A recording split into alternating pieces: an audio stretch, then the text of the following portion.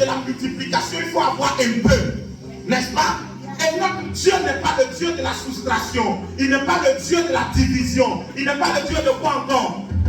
De l'addition. Il est le Dieu de quoi? De la multiplication. Et le principe de la multiplication, c'est qu'il faut avoir juste un peu pour que Dieu puisse multiplier. La Bible dit, quelqu'un a commencé à le comprendre. J'ai commencé à retrouver le peuple de Dieu. J'ai commencé à retrouver les enfants de Dieu dans la salle. Et j'ai l'impression qu'ils ont commencé à être connectés. Écoute-moi, je veux prêcher, je veux prophétiser, je veux annoncer. Écoute-moi, la Bible dit Jésus avait besoin de faire un miracle. Jésus, ça le grattait de faire un miracle. Mais le problème, c'est que le miracle, il devait avoir l'action qui va provoquer le miracle. Il a enseigné une grande foule. Quand il a fini d'enseigner, les disciples viennent lui dire, gars, il faut les laisser partir, le soir en train de tomber, ils ont faim. Jésus dit quoi? Donnez-les à manger, vous-même. Il n'y en a rien. Si ce n'est pas un petit enfant qui a 5 pains et 2 poissons, dis avec moi 5 pains et 2 poissons. Dis bien 5 pains et 2 poissons. La Bible est bien claire que c'est un petit enfant qui avait les 5 pains et les 2 poissons. Ma question, si petit enfant il a ça, qui lui a donné? C'est sa maman? C'est son papa? Frère, ce n'était pas pour lui, on l'a envoyé. Aïe, nous sommes, attends, c'est pas nos enfants qu'on envoie à la boulangerie. Il va payer le pain pour faire le petit déjeuner. Lui, il allait payer le pain. Au moment où il était en train de rentrer à la maison, vous savez que les enfants sont toujours distraits et emportés par les événements. Il voit une grande foule qui est en train de suivre Jésus, Jésus. Lui aussi, il est rentré dans la foule, oubliant que ses parents l'ont envoyé. Mais au moment où Jésus devait faire la multiplication, c'est ce petit enfant-là, c'est lui qui avait le pain pour la multiplication. En ce moment précis, écoute-moi. En ce moment précis, son père n'avait pas de pain, sa mère n'avait pas de pain, son oncle n'avait pas de pain. C'est ce petit enfant qui avait du pain. Laisse-moi te dire, quand Dieu aura besoin de la provision pour faire la multiplication, il s'en fout de ton argent. Il va regarder ce que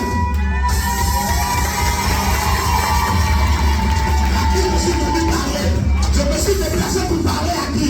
Regarde, laisse-moi te dire que Dieu peut t'utiliser toi pour faire entrer sa gloire dans ta maison.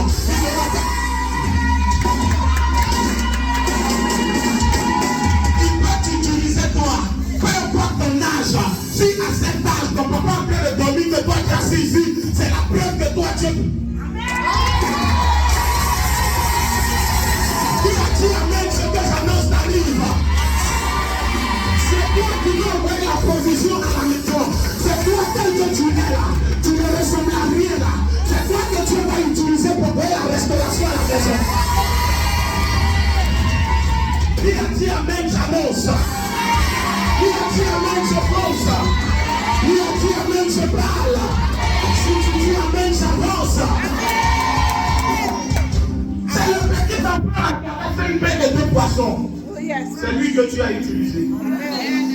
Le thème que nous traitons, c'est quoi? En seconde desséchée, il va revivre. Écoute, je ne suis pas venu te parler de quelque chose du futur. Je suis venu te parler d'une activité présente. Je suis venu te parler d'un événement d'actualité.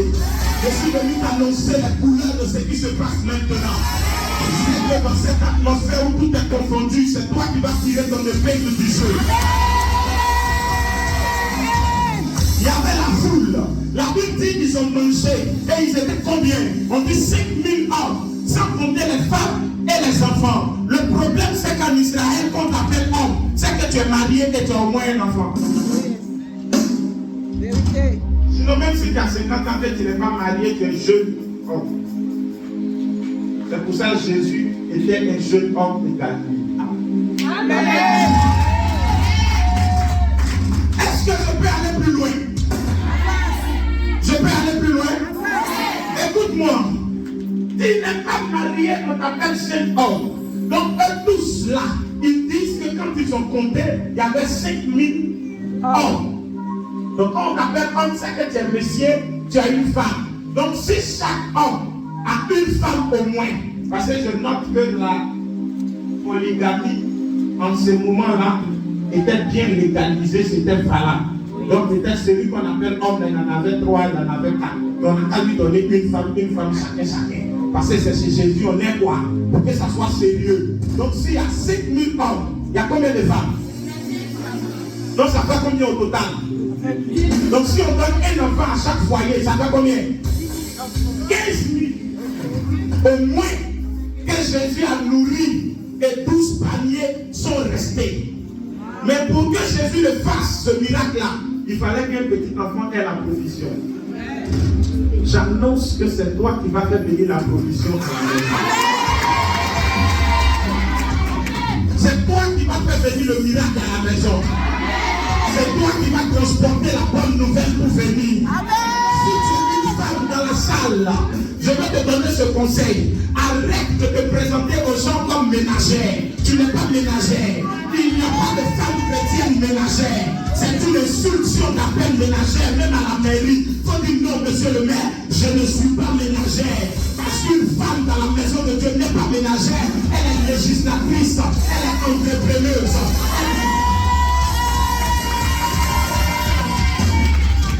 Parce que la gestion d'un homme, ce n'est pas chose facile, c'est une entreprise. L'homme est une entreprise sur la terre. Donc une femme à ses côtés, elle est en train de gérer une entreprise. Donc elle est directrice d'entreprise.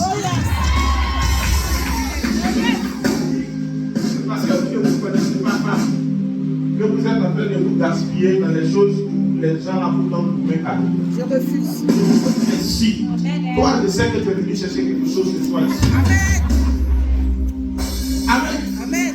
Tu connais ta valeur, personne ne va jouer avec toi. Oh yes. Regardez même quand la Bible lit. La Bible dit 5000 hommes sans compter les femmes. Attends, les femmes n'ont pas mangé ou bien elles ont mangé? Elles ont mangé. Maintenant, pourquoi on les compte pas? C'est parce qu'elles se prennent pour des ménagères. Oh yes.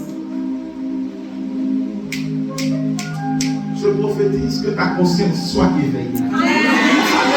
Je suis en train de faire l'introduction du thème. Nous sommes en train de parler là des ossements desséchés et nous sommes en Ézéchiel, le chapitre 7. Et comme c'est un passage que nous tous nous connaissons, je peux vous donner les couleurs de l'homme qui s'appelle Ézéchiel. Le nom d'Ézéchiel même est évocateur. Il y avait beaucoup de prophètes avant lui dans la Bible, mais personne ne pouvait se retrouver là où il y avait les ossements desséchés dans la vallée. Il y avait Esaïe, il y avait plusieurs autres prophètes, mais personne ne pouvait aller dans la vallée d'ossements desséchés. Parce que le nom de Jérémie n'avait pas d'impact pour les vallées. Le nom d'Esaïe n'avait pas d'impact pour les vallées. Mais le nom d'Ézéchiel était un nom évocateur. Car la Bible dit Ézéchiel signifie Dieu fortifie. Ézéchiel signifie Dieu renforce. Ézéchiel signifie Dieu relève. Je ne sais pas quel nom tu veux te donner devant les situations de la vie, mais à partir du nom que tu te donnes, tu vas voir si la situation là tu peux la changer ou pas. Comment tu t'appelles? Et ce soir, chacun va choisir son nom. Je dis chacun va faire quoi? Choisir son nom. Ézéchiel était celui qui pouvait aller dans la vallée d'ossements desséchés. Laisse-moi te dire que Ézéchiel ne s'est pas levé de lui-même pour aller dans la vallée d'ossements desséchés. Ézéchiel n'a pas décidé d'y être. C'est Dieu qui lui a donné le nom d'Ézéchiel. Il savait la destinée qu'il avait. Et c'est Dieu qui l'a préparé pour qu'il se retrouve dans la vallée d'ossements desséchés. Donc Ézéchiel était couché chez lui à la maison. Il était en train de penser à ses problèmes. Parce que l'histoire des ossements desséchés, c'est au moment où Israël était en déportation. Il y avait la famine en Israël et ils étaient combattus et ils étaient possédés par les Amalécites. Alors s'ils étaient possédés, personne ne pouvait se permettre cet luxe. C'était en ce moment-là. Donc chacun réfléchissait à ce qu'il va manger. Chacun réfléchissait à comment il va faire dans sa vie. C'est alors que Dieu a transporté Ézéchiel. Je suis venu te parler pour te dire que peu importe là où tu es couché, même si c'est à propos plaque 1, même si c'est dans la boue, même si c'est dans un endroit où on ne te connaît pas, la preuve que Jésus était le Fils de Dieu, c'est qu'il était couché là où les bœufs mangent, là où les capris mangent, là où les moutons mangent. C'est là où il était couché. La preuve, il était couché dans la boue. Écoute-moi bien, la Bible dit que au moment où Jésus enfant naissait au même moment. Mais la preuve que c'était cet enfant-là qui s'appelle Jésus qui allait sauver le monde, c'est qu'il dit, vous trouverez un enfant mal amailloté et couché dans une crèche. La preuve que c'est lui le fils dont on a parlé en Isaïe, c'est qu'il est couché où? Où tu es couché? À Bobo dans la boue. C'est la preuve que c'est toi qui va changer l'histoire.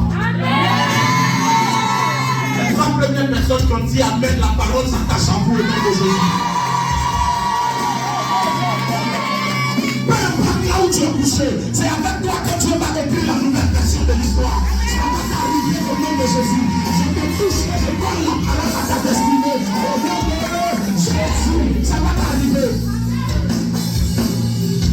Peu importe ce qu'on a dit ou fait, le problème, c'est une affaire de foi. Car la situation était bizarre. Mais Ézéchiel, au regard de tout, avait été transporté.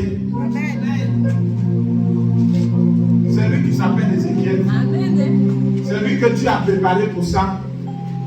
Le problème des chrétiens, c'est que quand une situation est difficile, ça les rend tristes. Et ils fuient. Ma soeur, tu ne connais pas ta destinée, c'est pour ça. Ce qui tue les autres te tue. Ce qui arrête les autres t'arrête. Mais parce que tu es venu à ce programme, un prophète te dit, à partir d'aujourd'hui, rentre dans la destinée de ce programme et ce qui tue les autres sera une opportunité. Ézéchiel, qui n'était pas connu avant, car il est fils de Lévi. Donc Ézéchiel était héritier du sacerdoce, mais personne ne le connaissait. Il était caché tapis dans l'eau. Il était fort dans l'intercession et il avait des visions mais qui n'étaient pas connues. Il a fallu que Dieu le prenne au moment où il y avait les ossements desséchés afin qu'il puisse commencer à faire vivre. C'est à partir de là que les gens s'intéressaient à lui. À partir du problème que tu vis aujourd'hui, les gens vont s'intéresser à toi. J'ai une de mes filles qui a eu un problème avec la police. Et puis elle m'appelle pour me dire, papa, j'ai un problème avec la police, il faut régler pour moi. Comme nous les hommes de Dieu, on connaît beaucoup de personnes qui n'ont pas l'argent. Donc moi, ce qu'on peut faire de temps en temps, c'est leur dire que, ah, il y a ma fille qui a tel problème, il faut régler. C'est ça, non? Mais au moment où j'appelle le monsieur, ça ne passe pas. Il dit, ma fille. Tu es ma fille, vraiment, non? Elle dit oui. Elle dit, va affronter le problème. Il dit, papa, ça va. Tu peux partir en prison. Elle dit, va affronter le problème. Amen. Et puis elle se lève pour aller faire quoi? Affronter le problème. Elle arrive. Le lieutenant qui tombe sur l'affaire, qui a l'affaire en main, quand elle rentre dans son bureau pour le croiser, on ne sait pas comment ça s'est passé, le commissaire sortait. Et puis il a vu la femme. Elle dit, voilà dans mon bureau. Le commissaire dit, voilà, madame, vous avez venu faire un papier. Elle dit, non, il y a un problème ici. Tiens, voilà dans mon bureau. Monsieur le lieutenant envoie là au bureau. Et puis, le lieutenant l'a envoyé dans le bureau du commissaire. Aujourd'hui, elle est madame le commissaire. Amen. Ça dit, Maria est sortie de là. Là où elle partait pour être mise en prison, là. Voyez, elle est sortie de là. J'annonce dans ta vie au nom de Jésus. Parce que ton père est un homme de foi. Et que tu appartiens à une église de foi. Ce qui est considéré comme problème pour te tuer ne te tuera pas. Ça va participer à ta gloire qui arrive. Ça va participer à ta bénédiction qui arrive. Je suis en train de voir des grâces suspendues sur des vies. Je suis en train de voir des grâces suspendues sur des vies. Je monte à l'hôtel. Je monte à l'hôtel. Et je prophétise. Ce qui était problème pour toi ne sera plus problème. Ce qui devait te tuer ne te tuera pas. Je suis en train de prophétiser. Le Dieu de ton père s'attache à toi. La première personne qui ne peut pas le voir faire, c'est que je viens sur sa vie. Je parle. Pasteur Raphaël, ça va t'arriver. Je vais prophétiser sur toi. À Bobo te reconnaîtra comme un grand homme de Dieu. La commune d'Abobo reconnaîtra que tu es incontournable. Dans cette atmosphère bizarre, Dieu te donne le territoire et il implante de lui-même. Je prophétise la même bouche a prophétisé pour que tu sois à ce temple. La même bouche prophétise un autre temple encore. Un autre temple. Après avoir construit ici, un autre temple il est là. Un autre temple il est assis. Un autre temple il est assis. Je le déclare, je le déclare. Et c'est signé par l'Éternel. Au nom de Jésus. La première fois que je venais prêcher ici, c'était à l'école. C'est ça, non? C'était dans l'école. Je me souviens que quand je suis venu ici pour la première fois, c'était dans le salon là. Avec celui là-bas, veille, la nuit. Le salon là, ici, là. Tu connais? Comment? Oui, c'était celui en ce moment. Là-bas, on a fait veiller la nuit. Je me souviens. Si c'est là-bas, on est arrivé ici. Je prophétise au nom de Jésus. Que la difficulté deviendra une opportunité entre tes mains. Le problème deviendra une opportunité entre tes mains. Et le Seigneur va se saisir de ce qui est dur pour faire sortir le miel pour toi au nom de Jésus. Je le prophétise, je le déclare. Écoute-moi, dis avec moi Samson. Dis-moi Samson. Appelons Samson dans la salle, il va témoigner de ce que je suis en train de dire. Un matin, Samson s'est levé, il dit à son papa et sa maman que lui veut se marier. Son papa dit, petit, tu es prêt? Il dit, oui, papa, je suis prêt. Son papa lui demande, papa, tu l'as vu où? Il dit, elle est chez les Philistins là-bas. Il dit, petit, il ne faut pas prendre là-bas, il faut prendre à côté, sinon il était là. Il dit, papa, son papa répond, fille, il dit, c'est pour là-bas, là, chez lui. Et puis il est en train de partir pour faire son mariage. La Bible dit, sur la route, il y a un lion qui est sorti devant lui. Son papa a fait. Son papa dit, petit, moi, c'est déjà marié. Mariage, tu vas faire plus lion sort. C'est un message qui te dit, il faut abandonner. Il faut me trouver là-bas si tu es encore vivant. Papa est parti. La maman dit, mon fils, il est venu au monde, mais il n'est pas dit qu'il va mourir. Si ce n'est pas moi dans ma maternité, ce n'est pas ici qu'il est venu mourir. Je t'attends à la maison si tu es encore vivant.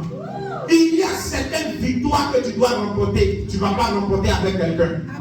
Quand tu constates que c'est dur et que les gens t'abandonnent, ça veut dire que ta victoire n'est pas loin. Ça veut dire que la victoire n'est pas loin. Plus c'est dur, plus le miracle est à côté. Plus c'est dur, plus l'élévation est à côté. Oh, à qui je suis en train de parler prophétiquement? Est-ce que je parle à lui assez prophétiquement? Est-ce que je suis en train de lui parler prophétiquement? Écoute, Samson n'a pas reculé. Il a affronté le lion, il a tué. Il est allé, il s'est marié. Amen. Samson finit son mariage, il revient dans le lion qu'il a trouvé là. Lion qu'il a tué pour laisser là. Il vient trouver le miel déjà. Oh yes. Vous vous souvenez que la promesse que Dieu a faite à son peuple, c'était une terre où coule quoi? Le lait et le miel. Je prophétise au nom de Jésus. À partir de ce programme, Dieu te connecte à une source qui va te donner le miel. Même si c'est dur, c'est toi qui vas tirer ton épingle du jeu. Même si c'est dur, c'est toi qui vas tirer ton épingle du jeu. Qui a dit amen, j'annonce. Qui a dit amen, je prophétise. Qui a dit amen, je déclare. Je le déclare au nom de Jésus pour ta vie. Amen. Dans ce qui était dur, qui semblait le tuer, il a trouvé le bien dedans. Je reçois. Ce problème qui est en train de t'accabler, pour lequel tu pleures, affronte-le. Je vais te choquer en te disant, les pleurs que tu verses, ça ne va pas régler le problème. Toutes ces larmes sont inutiles. Le problème ne sera pas résolu par tes larmes. Après avoir fini de pleurer, lève-toi et affronte le problème. Car si tu ne te lèves pas pour affronter, Dieu ne le fera pas pour toi. Amen. Tu peux répéter ça? Amen. Si toi tu ne te lèves pas pour affronter le problème, Dieu ne va pas le faire pour toi. Tu sais pourquoi? Parce que Dieu te fait confiance. Il t'a donné le pouvoir. Il dit, voici, je vous ai donné le pouvoir. Donc il te fait confiance pour régler le problème. Donc si tu lui fais confiance pour régler le problème, tu dis Dieu va faire. Dieu aussi dit ma fille va faire. Tu dis Dieu va faire. Dieu dit ma fille va faire. Toi tu dis Dieu va faire. Dieu dit ma fille va faire. Et puis vous faites, vous voulez. Et pendant que vous êtes en train de faire ça, le problème est là. Mais qui paie? C'est toi. C'est Dieu qui paie. Voici quelqu'un à qui le prophète a dit, je vois un mariage sur ta vie, tu vas te marier. Et puis elle est couchée à la maison, et Dieu va faire. Ok. Sit down. Il va faire bien. Il va te coucher. Il va faire bien. Il va bien faire pour toi. Ne te lève pas pour aller te promener à Sokosé un peu comme si tu t'en fais achat. Il faut t'asseoir ici. Et puis tu vas espérer que le mari va te trouver. Jean-Pierre va te trouver.